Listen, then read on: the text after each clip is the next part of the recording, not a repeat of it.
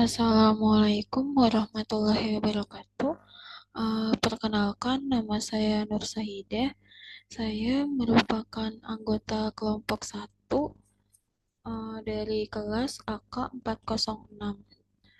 Di sini saya akan mempresentasikan presentasi yang berjudul Mengelola Rantai Pasok Global dari mata kuliah Manajemen Rantai Pasok.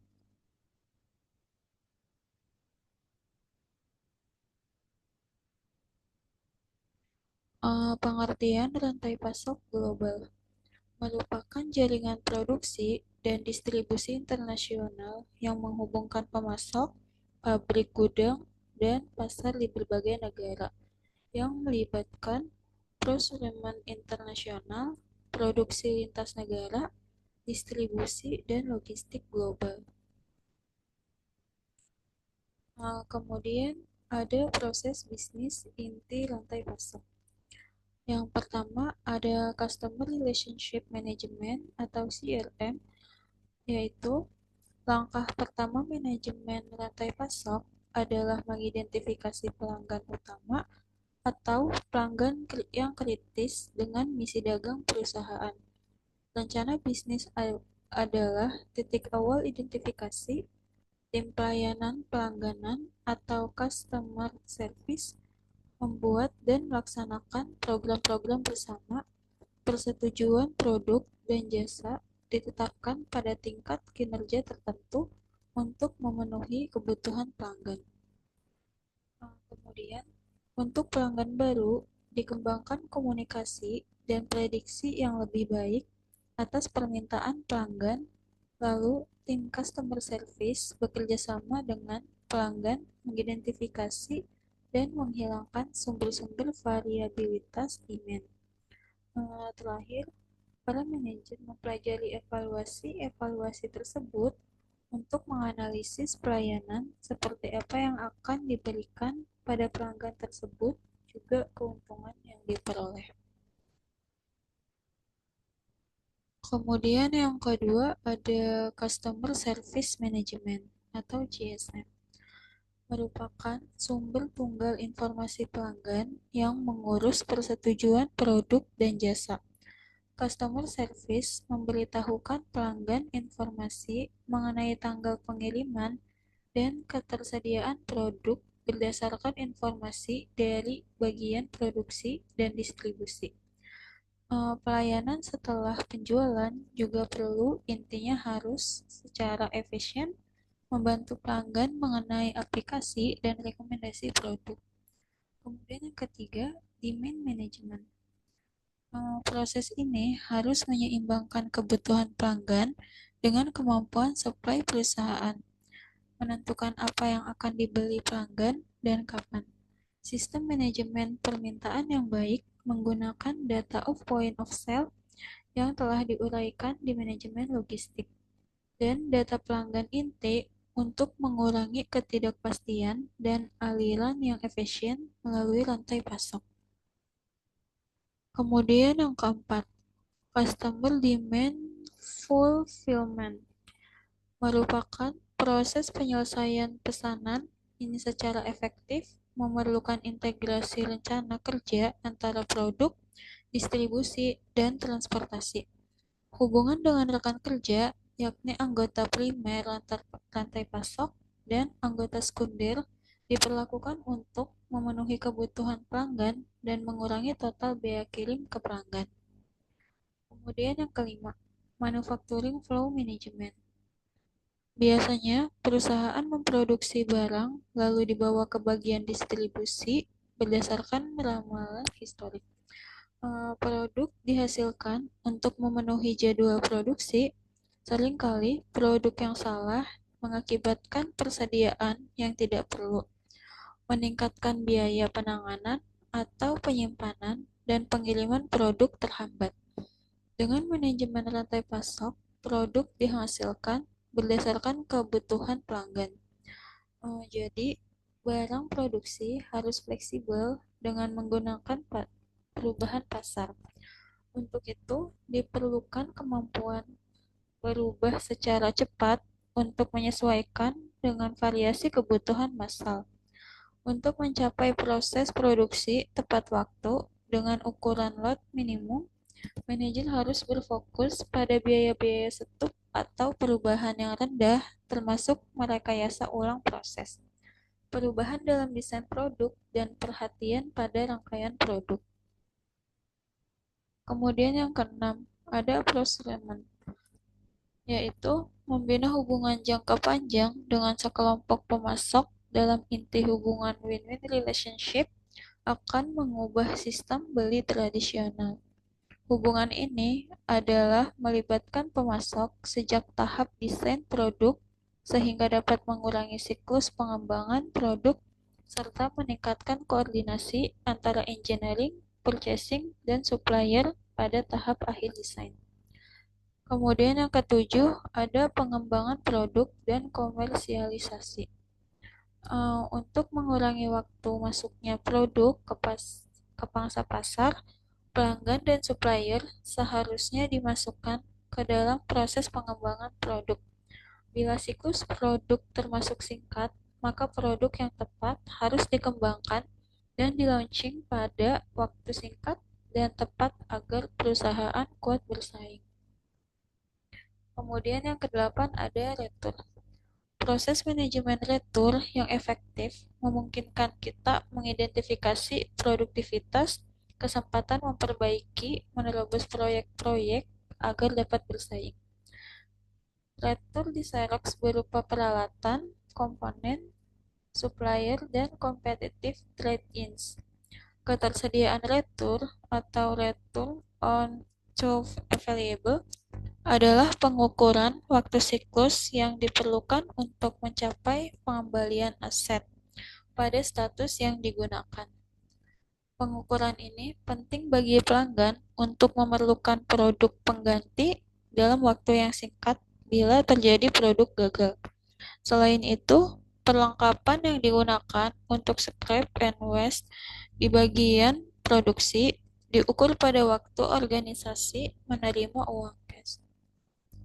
Kemudian di sini ada komponen rantai pasok global.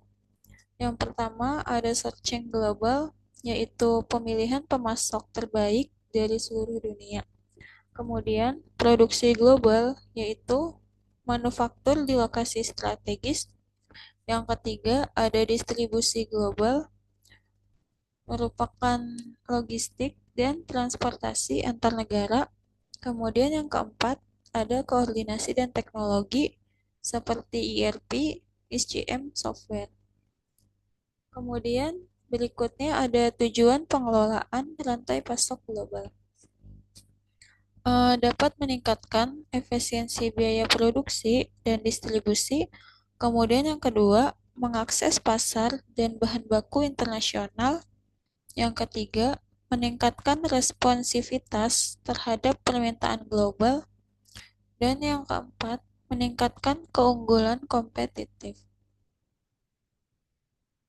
Kemudian berikutnya ada strategi mengelola rantai pasok global. Yang pertama ada lean supply chain, yaitu efisiensi biaya dan waktu. Kemudian berikutnya ada resilient supply chain, yaitu menghadapi gangguan. Kemudian yang ketiga ada agile supply chain, merupakan fleksibilitas terhadap permintaan pasar. Dan yang terakhir ada green supply chain, yaitu keberlanjutan lingkungan. Berikutnya ada tantangan dalam ruang rantai pasok global. Yang pertama, kurangnya ketersediaan peralatan. Pada beberapa wilayah tertentu, diperlukan mesin dan peralatan khusus agar pengelolaan rantai pasokan berjalan secara semestinya. Solusi yang bisa dilakukan adalah dengan berinvestasi terhadap peralatan yang dapat menopang alur rantai pasokan, ditambah dengan perencanaan penyimpanan untuk stok barang yang di gudang. Kemudian yang kedua, ada kondisi geopolitik. Ketidakstabilan politik, pembatasan perdagangan, dan ketegangan diplomatik dapat mengganggu rantai pasokan yang mengarah ke penundaan pemenuhan barang. Maka dari itu, perusahaan perlu membentuk divisi manajemen risiko untuk dapat mengembangkan rencana darurat pada wilayah-wilayah tersebut. Kemudian yang ketiga, ada keterbatasan tenaga kerja, yaitu kendala tenaga kerja dapat menyebabkan keterlambatan produksi, masalah kualitas, dan peningkatan biaya. Masih slide tantangan dalam rantai pasok global. Di sini ada logistik kompleks, yaitu berupa jarak dan hambatan geografis. Kemudian, perbedaan regulasi, yaitu pajak, bea cukai, standar produk. Yang ketiga, ada risiko politik dan ekonomi berupa perang dagang dan inflasi. Kemudian, nilai tukar mata uang berupa fluktuasi kurs mempengaruhi harga. Kemudian yang terakhir ada krisis global seperti pandemi, bencana alam, dan konflik. Kemudian di sini ada solusi dan teknologi pendukung. Yang pertama ada ERP dan SCM software, yaitu integrasi data antar negara. Kemudian ada IoT dan EA, merupakan otomatisasi dan prediksi permintaan. Kemudian ada nearshoring, yaitu memindahkan produksi lebih dekat ke pasar. Kemudian ada blockchain, merupakan transparansi dan keamanan data supply chain. Kemudian yang terakhir ada diversifikasi supplier, tidak tergantung pada satu negara. Kemudian berikutnya ada pemanfaatan EA dan otomasi untuk rantai pasok global. Yang pertama, meningkatkan ketahanan rantai pasokan dengan EA. Dengan menggunakan EA, bisnis dapat secara efisien melakukan prakualifikasi pemasok dan mengamankan sumber cadangan, yang sangat penting selama krisis untuk menjaga rantai pasokan tetap utuh dan responsif. Kemudian yang kedua, merevolusi metode forecasting dan pengoptimalan dengan machine learning. Meningkatkan efisiensi rantai pasokan memungkinkan perusahaan untuk mengantisipasi tren pasar, perubahan permintaan, dan potensi gangguan dengan lebih baik, sehingga memungkinkan penyesuaian strategi yang lebih proaktif. Kemudian yang ketiga, EA dalam mendeteksi dan mitigasi risiko, membantu bisnis mengidentifikasi dan mengatasi risiko sebelum meningkat, sehingga memungkinkan mereka untuk mendiversifikasi strategi sumber daya dan mengurangi kerentanan mereka terhadap perubahan dan gangguan pasar global. Kemudian berikutnya ada tren masa depan dalam rantai pasokan global.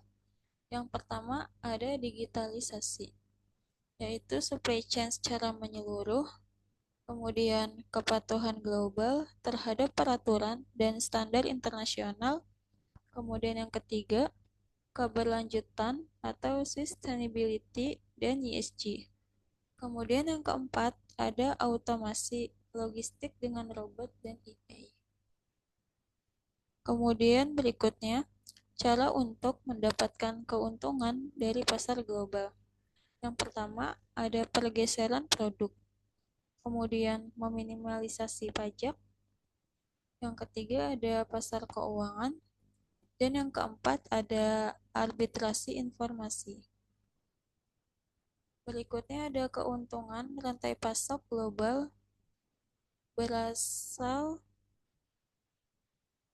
dari mobilitas modal transnasional, kemudian informasi, orang-orang, produk dan layanan, peluang e-bisnis, dan lompatan untuk bidang teknologi dan informasi.